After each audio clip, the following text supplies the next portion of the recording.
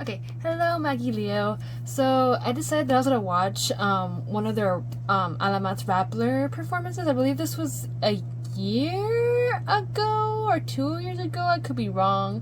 Like it's around that range for sure. But yeah, I just wanted to watch it because have been watching or I did watch D22s, and I was just like, you know what? Like let me like kind of see, because I don't think I've ever seen like any like live performances aside from like Wish Bus for them, so I'm just like, let me go ahead and just watch this. But yeah, we're just going to watch. I'm not sure what era this was, like I said, because I've been jumping all over the place with their music, but we're just going to go ahead and I'm just gonna go ahead and like see and enjoy.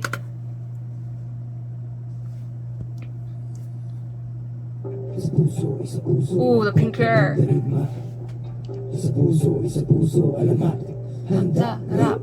Ilabas sa mga kalasag, ha? Huwag kang karagar, gumandang pumalag. Bakit di mo ba nakikita yung mga nasa laot? Mga balangin na daladala, mga salo. Pero mga kakaway na katapal na bakal. Ay labang kung kawal sa kawal. Pero pag sama-sama na... They actually have a couch here though, this time, huh? Patalafin mga panagbalaraw. Sumigaw ang Oof, the nail looks good. Mga makapisyaw, mag-inaso. Kapag kanilang balutin ang palaso. Bulutong umanay, masulungkat. Maghintay ka lang ng mga gimbal.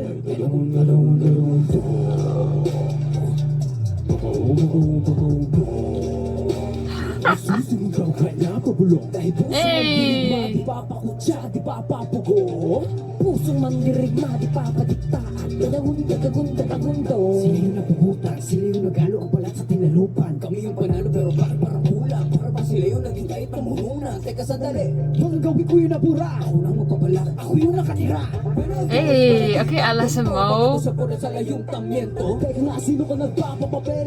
Hey. Namin dinala sa papel. Ayaw ko makibahagi ang katang pangapel. Punitin ang selulang gawa sa papel. Pulutong manay, pasulongkat. Okay, Tomas. Maghintay ka lang ng mga gimbal. Dadagun. Papau. Nagsusumigaw kahit napabulong. Dahil pusong mandirigma, di papakutsa, di papaputo. Hey. Pusong mandirigma, di papadikta. Dadawon. Kami nasawi, kami mga buhay na wala sa paggabi. Mga bayaning di mailibing mga labi. Pero may dalawang nagperang nakapuo na mithi. Pagdating na bukod si Way sa wakas ay naiwawag kay Way na rin natin na hindi kong inat isang araw. Sa wakas tayo rin nakaisang araw. Pero di natin namamalaya meron na palang ugnay. Oh, look at the fall colors they're wearing. Ngayon di mo ba nakikita yung mga nasa laot? Bagong mapunta na tayo mga salot. Bulutong umanay, pusulongkat. Maghintay ka lang ng mga gimbal. Dadagun. Papau. Susumigaw kahit napabulong. Dahil puso mandirigma, di papakutsa, di papapugong. Puso mandirigma, di papadikta. At dadagun.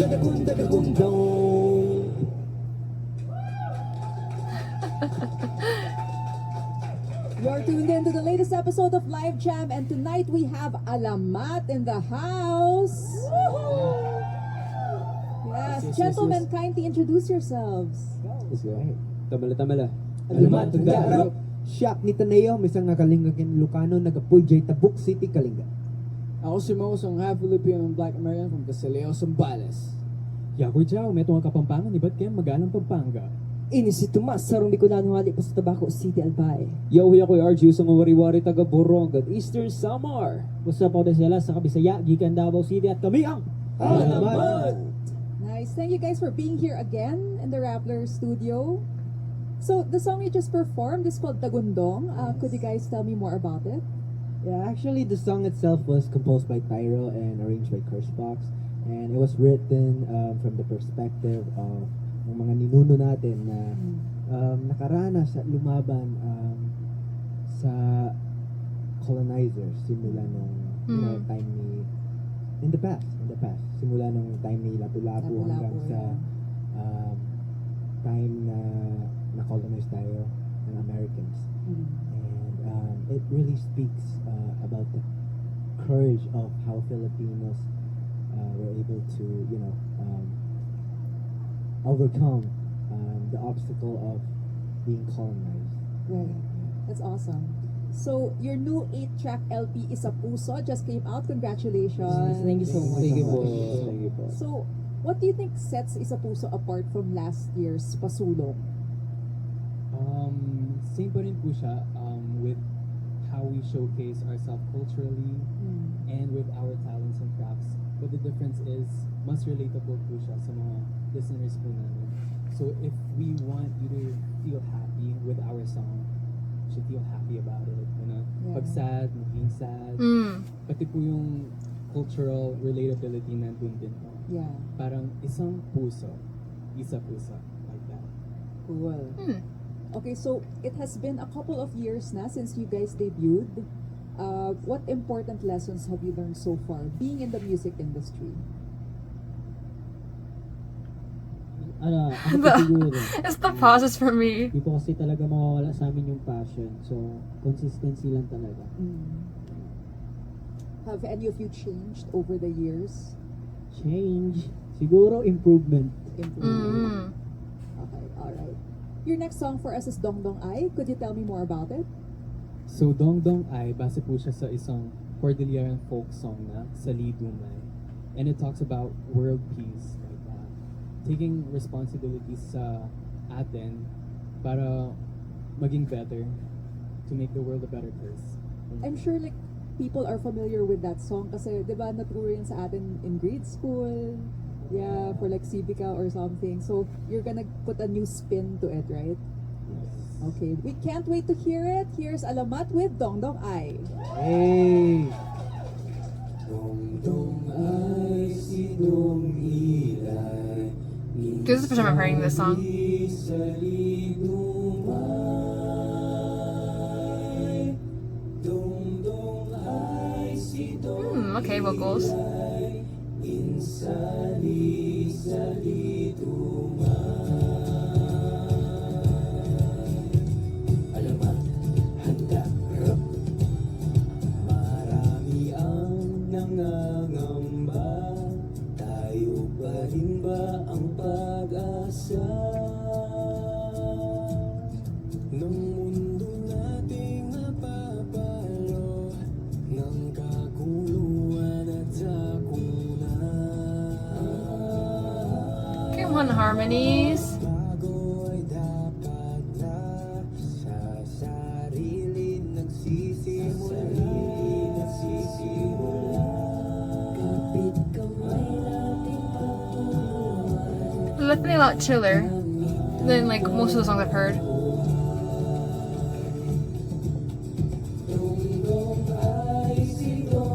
But this is supposed to be like more like a folk kind of song, so I did get that vibe for sure.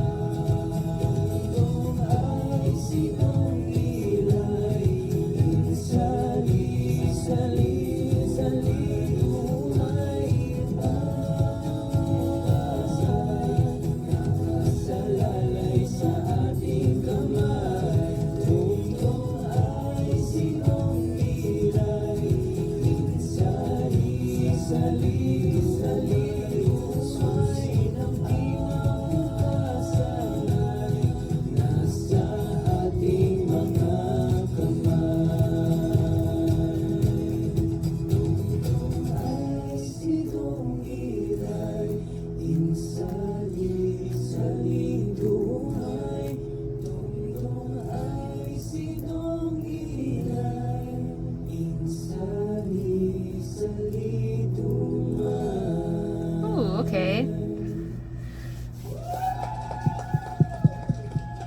Hi guys, if you're just tuning in, that was Alamat with Dong Dong Ai. So guys, we talked earlier about the lessons you've learned sa music industry. I'm sure you guys have also learned a lot of new surprising things about each other over the years. Like, ano yung mga trivia tungkol sa isa't isa na gusto nyong i-share sa mga fans niyo? Ikaw, parang may naisip ko din.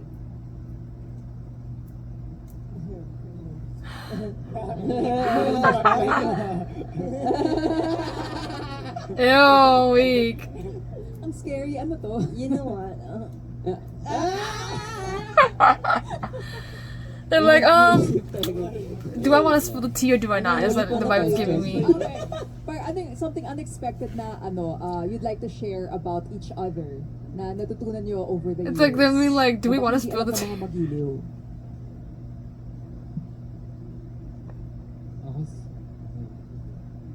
Ako siguro kay Taneo, kasi before ako makadating sa Alamat House, nakita ko yung pictures niya since sa amin. Ayun. These are the members. And then, nakita ko yung kay Taneo. Parang ang intimidating kasi may abs siya. Oh! Pero nung na-meet Leo ko siya, has abs, guys. Okay. nung na-meet ko siya, napaka-sweet pala niya na. Akala mo aggressive dyan. I'm dead. So he was, I guess he, cause like, there's also the subs, right? So it's kind of like having to like pick up words and stuff like that. But like, I'm guessing it's what he said, like whenever he was looking at the like photos of the members or like, you know, I guess yeah, who there was gonna be like in the lineup, I guess they're like Taneo, I guess had a picture of his abs and they were like, oh, like he looks kind of intimidating, but like he's not really intimidating. He's like sweet, is what he was saying. Okay. Well, actually, nung roommate tayo, parang, kasi generally, in the group, parang, yung na-assign akong leader, parang, well, actually, from the start, parang may I kinda like let go of my, the childlike personality. Parang, nung roommate kasi kami, dun ko lang nilalabas. Pero ngayon, comfortable na ako. Yung sa, like, parang, mapakita ko na lang yung, kung, ano ka talaga. Yung parang gano'n. Okay. Noon kasi parang naalala niyo yun? Yung sobrang seryoso ko na. Ay, ito rin. Ako si Alas. Sa start, siya, parang akala mo what do you say? Like, yung parang intimidating rin. Yung parang may ayaw niyang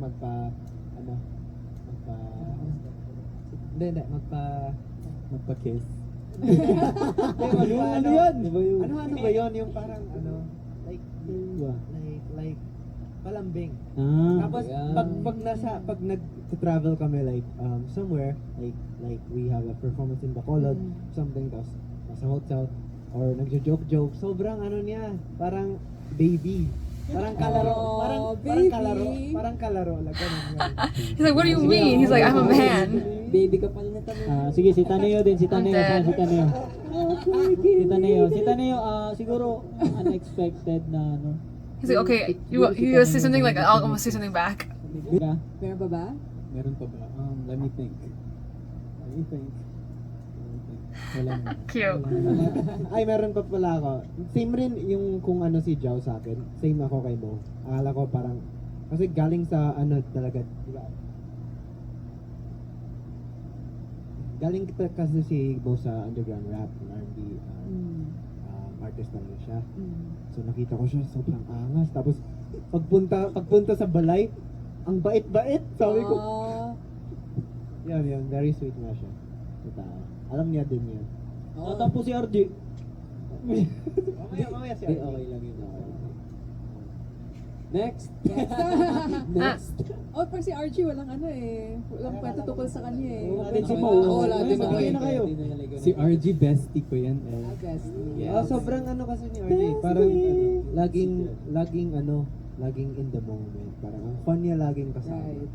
Sobrang kahit sobrang hirap na yung nasa last hour na. RG was like, Alam niyo naman kasi, nasa last hour of training tayo. Tapos, talaga, pagod. Tapos ito, laging in the moment lagi. Happy, ganun. Happy. Good vibes. Pero si RG, yun nga, lagi siyang at the moment, ganun, good vibes. Yun yung hatid niya talaga na kapag kunwari, maano na yung lahat, ganun. Yun, sabi ni Taneo, pag nasa training, pag last hour na, ganun, siya, andyan siya, nagpapalakas ng mo, gumaganon ba yan? Bigay ng energy ka mo kasi Oh my ayoko God. talaga ng parang bad yung atmosphere sa akin. Kasi pag bad yung atmosphere sa akin, ako parang mas nawawala ako sa mood. Yes. Next question. Sa akin po Sa podcast ko. Wala na po pala. Wala na. Okay. Sige, so, Alamat isn't Alamat without the Magiliw, your fans. Yes. So, I'm sure you've had a lot of great experiences with them. So, may mga super unique or unusual memories ba kayo with your fans recently? Oh, ako po meron. Sige. Back in Magalang, Pampanga kasi, my hometown, meron po kaming small restaurant doon na Constantius. Kain na kayo doon! Shout out to Constantius. Luciano Street, Mervea Subdivision, Santa Cruz, Magalang, Pampanga. Ayun, bumibisita doon yung mga Magiliw. Thank you so much. Tapos may isang day na nandun yung mga Magiliw. At the same time, nandun din ako for our vacation. Ayun, na-meet ko sila. Nakapag-chikahan lang ako. Thank you for the chika. Deliver mo sila? Of course not. Give us the money. Joke. So viewers, I'm please dead. tweet with hashtag Alamat It's so sassy, I love it. There's Alamat with Day and Night.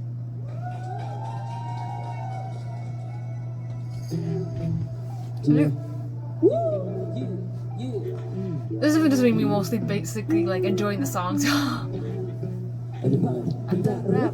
Araw-ulap simoy ng hangin, punot dagat at ang buhangin. Lahat ng may naging payak nung marinig ang tinig mo. Labing usap at nangyayain, isang buong araw kang naging akin. Tangin ang nagtitiyak mula nooy nabihag mo. I think about you day and night, hula-hula-hula-huli mo. Girl, you're always on my mind. I think about you, hello gabi, And I ayaw malinaw. Girl, I need you by my side. girl, I miss ya. Hello gabi, araw-araw pabalik-balik. Kung saan mo ko unang nahawi. They're just vibing with the song and same though.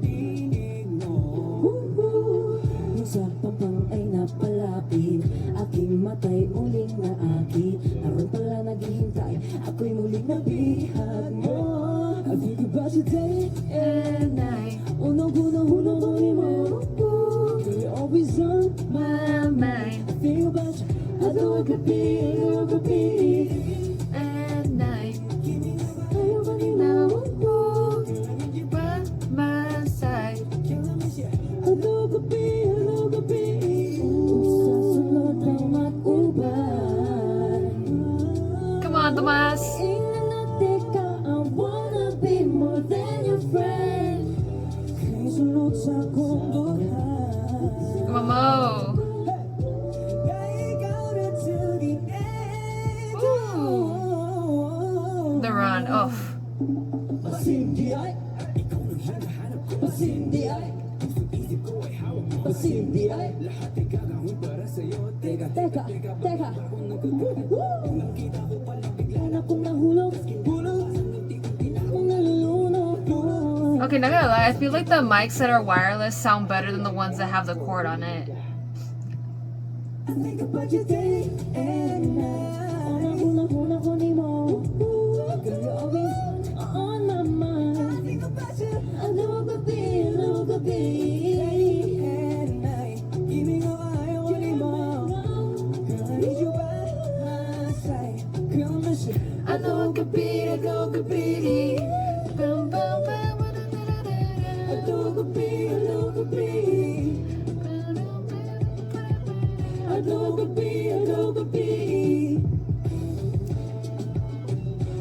gabi, Hello gabi. Hello gabi, Hello gabi. Dos, tres, seis, nueve.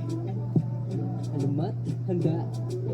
Yeah. Okay, RG. He was so in it.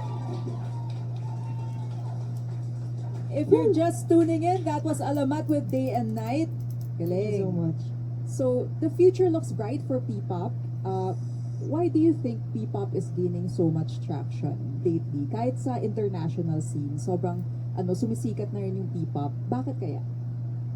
Siguro one of the main things is yung talentong Pinoy. Ayun, makita mo talaga, napakatalentado ng mga Pinoy. And yung kultura natin, lalo na ngayon, it's improving how we how we share our culture to the world. Alright. So we're unfortunately down to our last song.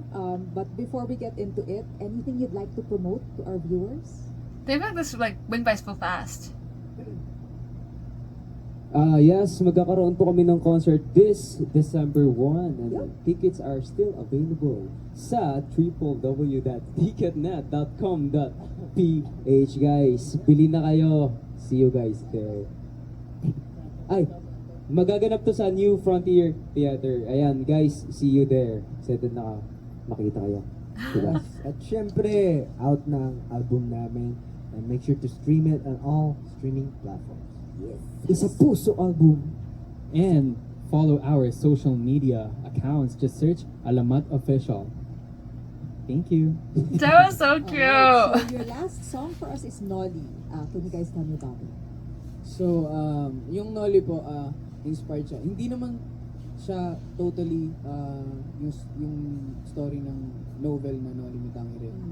Inspired siya doon, pero hindi lahat kinuha ko doon. Kumbaga, nilagay ko lang siya sa perspective na what if ako si Ibarra, tapos yung sakit, lahat ng sakit, ng bighati, kung ano man na nararamdaman mo, kasi malayo, hindi mo kasama yung yung Maria Clara mo, ano bang handa mong gawin, ibigay para lang kasama ko siya. Okay, so it's a romantic song. Yes. Nice. Okay, so thank you Alamat for being here with us. Thank you and thank you guys for watching Alamat on Live Jam. Thank you to everyone for their final song tonight. Here is Alamat with Nolly.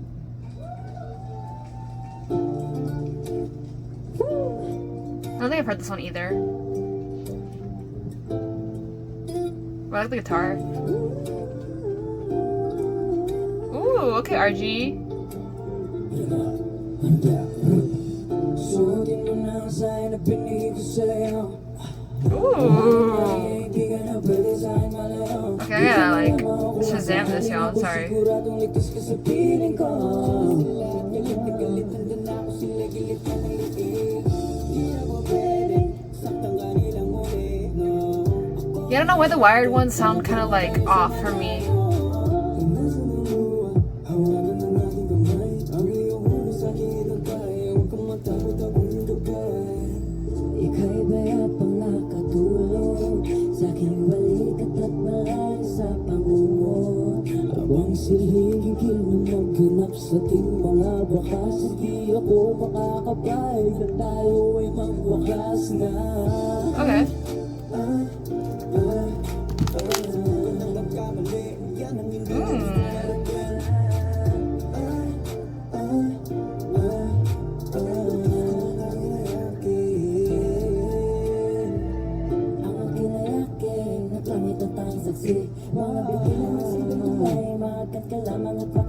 Okay, whoever did like Tomas's makeup looks so good. Not gonna lie, y'all. Like his skin looks really good here.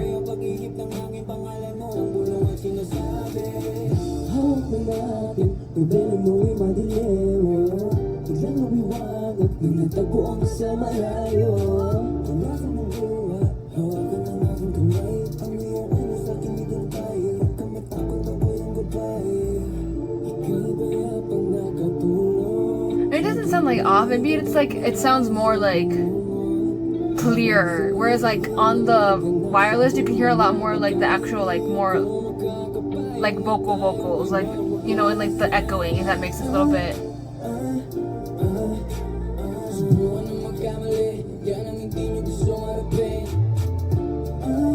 I don't know if that makes sense to y'all.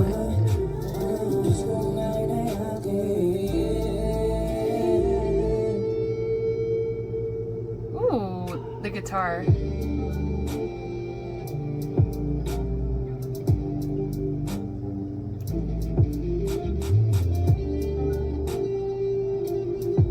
This is nice. I like it. Ooh. The guitar kind of reminded me of like Dangerous Woman or like kind of like Santana a little bit. I don't know why. Okay. I'm probably gonna end up cutting the parts with the interview, the parts that I didn't understand. Like, probably end up cutting those because like it's just I feel like most of the thing was like me not understanding and just being like, okay, I guess, like just nodding my head. But yeah, or maybe just cut it down to the performances. But yeah, anyways, like I wish like they put subs out on some of these things just so, like for international fans they can understand more if they talk about like the meaning of the songs, because obviously like I can't watch either, like I can't watch the behind the scenes or the recording either because like it's like very hard because like most of the time they don't have a lot of like they're not talking a lot of English, or like it's some words and then like the rest is like the native language. But yeah, so like it's like a shame in that, which I like understand because like it's the same thing sometimes for like smaller groups in like K-pop, like it's very hard, or like T-pop or anything like that, they don't put subs, so it's always very hard to be like an international fan, I feel like. But yeah, so like I probably will be just like putting the parts that I did know in here. But I hope y'all enjoyed though. Like I said, it's like I got introduced to two new songs. I hadn't heard them. I think this one is on the album with another song that I have, a couple songs I have heard. I don't think I have added it to my playlist yet, but I will be adding it. This is for Noli, I think is what it's called. But yeah, I hope y'all enjoyed, and I shall see you in the next one.